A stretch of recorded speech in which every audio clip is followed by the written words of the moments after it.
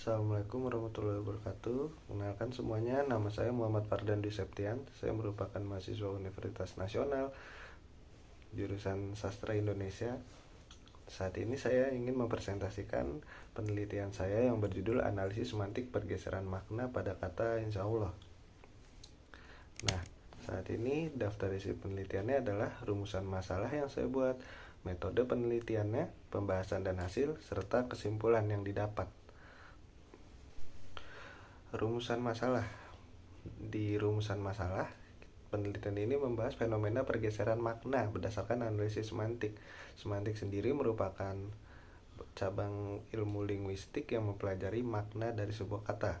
Nah, objek penelitian ini adalah kata insya Allah yang sering kali kita dengar di masyarakat saat sedang bercakap-cakap, saat sedang mengobrol, entah dengan tetangga atau siapa. Pasti sering sekali kita dengar seorang mengucapkan kata insya Allah. Nah, akan tetapi insya Allah sendiri kerap kali digunakan tanpa tahu makna dan konteks yang seharusnya.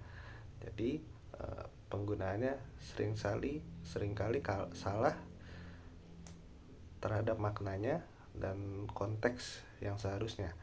Fenomena ini menjadikannya pergeseran makna yang terjadi di masyarakat urban Indonesia. Metode penelitian yang digunakan dalam penelitian ini adalah metode deskriptif dengan pendekatan kualitatif. Penelitian ini dilakukan dengan mengamati secara berkala pada kanal YouTube UFI TV, pengajian dan ceramah Islam, dalam judul Waktu yang Tepat Mengatakan Insya Allah.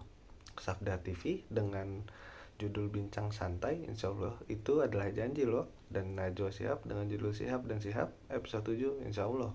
Penelitian ini bertujuan mengkaji makna dari kata insya Allah yang mengalami pergeseran dari makna yang sebenarnya melalui observasi dan menganalisis dari data-data yang dihasilkan melalui kanal YouTube.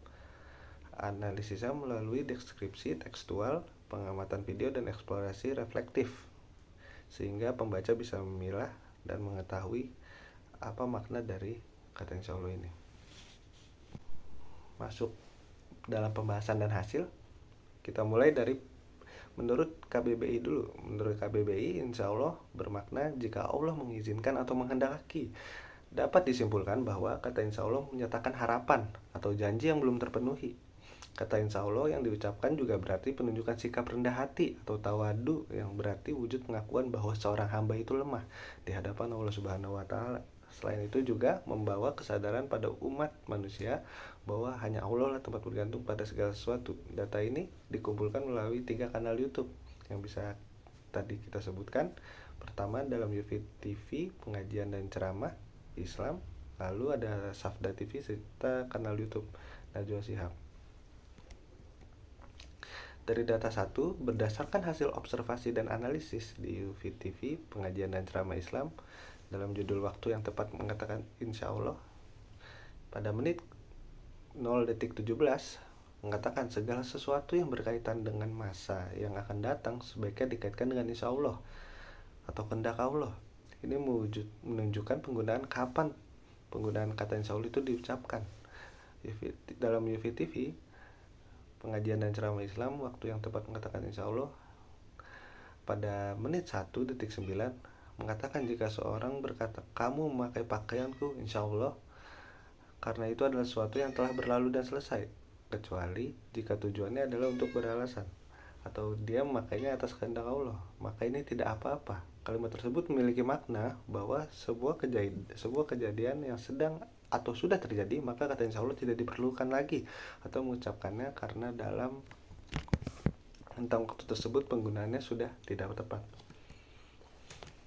Pada data kedua, selanjutnya dalam kanal YouTube Safda TV dapat dilihat dalam video yang berjudul Bicara Santai, insya Allah itu adalah janji loh. Berdasarkan hasil pengamatan pada menit 1:9, di sana terucap bahwa di dalam masyarakat ini menjadi sebuah kesan yang jelek menyebut insya Allah dalam menjanjikan suatu hal.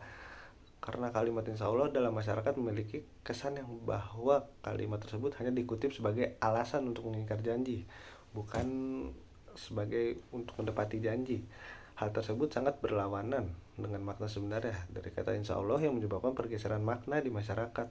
Dalam hal ini, peran sosial dan kebudayaan masyarakat sangat mempengaruhi pergeseran makna. Pergeseran itu menyebabkan insya Allah yang berawal sebagai janji atau harapan yang harus dipenuhi menjadi bentuk penolakan terhadap permintaan untuk memenuhi sebuah janji.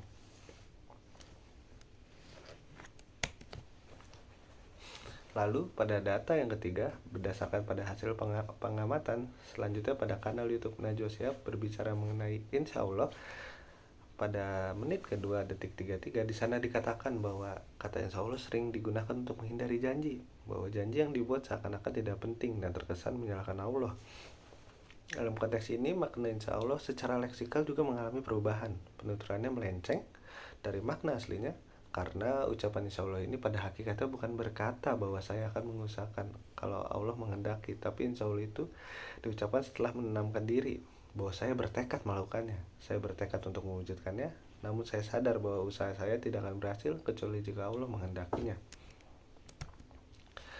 Kesimpulan dari data di atas bisa disimpulkan bahwa makna insya Allah sudah melenceng dari makna yang sebenarnya. Itu terjadi pada masyarakat urban di Indonesia, di mana insya Allah sendiri memiliki arti, yaitu jika Allah mengizinkan atau menghendaki. Dapat dimaknai juga dengan sifat yang rendah hati. Pada masyarakat, kata insya Allah menjadi sebuah ungkapan yang memiliki tendensi buruk. Hal ini disebabkan sebagian masyarakat belum mengerti bagaimana makna insya Allah itu. Sebagian masyarakat menggunakan kata insya Allah hanya sebagai ungkapan.